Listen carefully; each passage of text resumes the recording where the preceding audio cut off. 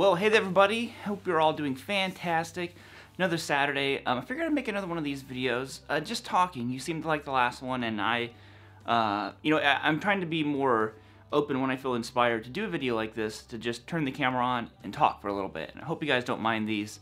But let's just, like I said, let's talk for a second. So I thought I'd talk about one of the biggest moments for me that kind of changed everything for me. And I don't have a guitar in my hand because you don't need a guitar in your hand for this. This applies, I really feel like, to anything. And what I'm talking about is, really discovering what you want to do as just as a person. So odds are there's something that you'll find that you effortlessly can do. Not like, I don't mean like be good at it, but I mean like you can do it for hours and it doesn't affect you. It doesn't bother you. You're just like, oh wow, this is great. You could do it for weeks, for days, for months, maybe for years. I've been doing that one thing for about 13 years now.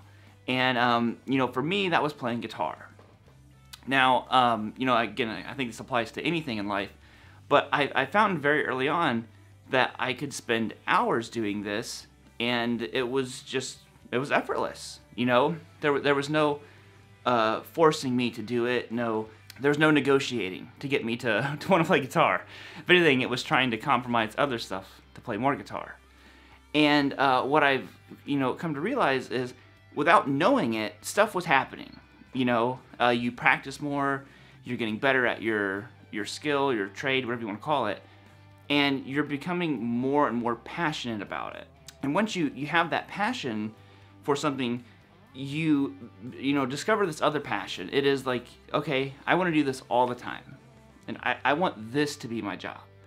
I want whatever it is. It could be playing video games, you could be a fitness instructor, you could be an athlete, whatever it is, you have a new driving force, and I need to find a way to make this work. So for me, earlier on, basically the local shop here asked me if I wanted a job to start teaching, and I was like, well, that's kind of what I was going to school for anyways, so I'm just gonna roll the dice and kind of stay here and do that. And around that time, I started making YouTube videos, and I had actually went to school, like a trade school, for video production and stuff like that.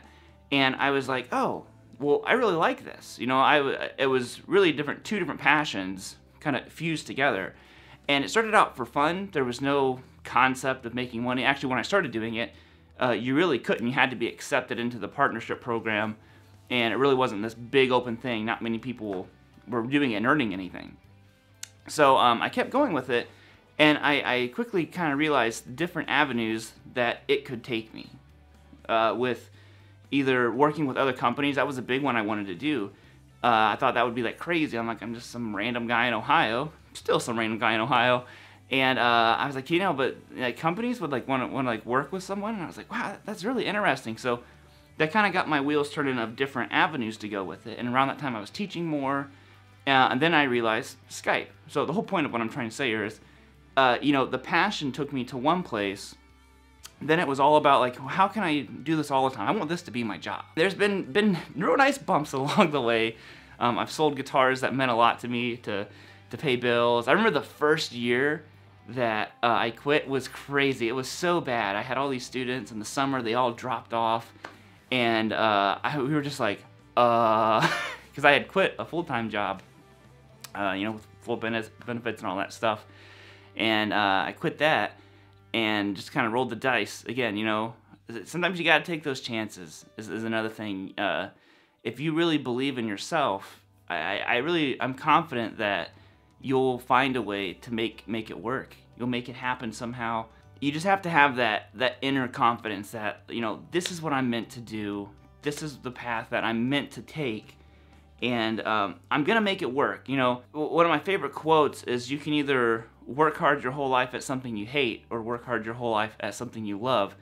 Either way, it's hard work. So you choose which one you can, and there's always exceptions to this rule. Sometimes that's just unfortunately not an option. But if it is at all an option, find a way and find what really connects with you. And I feel like you will then have a different passion, a different fire kind of to find a path that's going to take you back to that one some way. So again, for me, it was YouTube and teaching and stuff like that, and it has led through this amazing journey.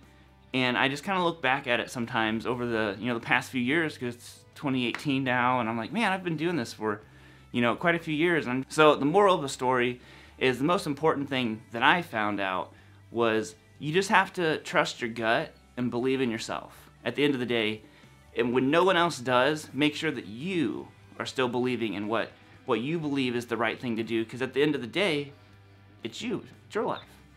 So, and one thing is, I think that it's important to not ever expect someone to do something. Don't expect anything done other than what you'll do for yourself.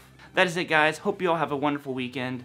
I'm getting ready to go to my son's birthday party, so I hope you all have a good rest of the weekend. I'm warming up a high five for you. Are you ready? Later, guys.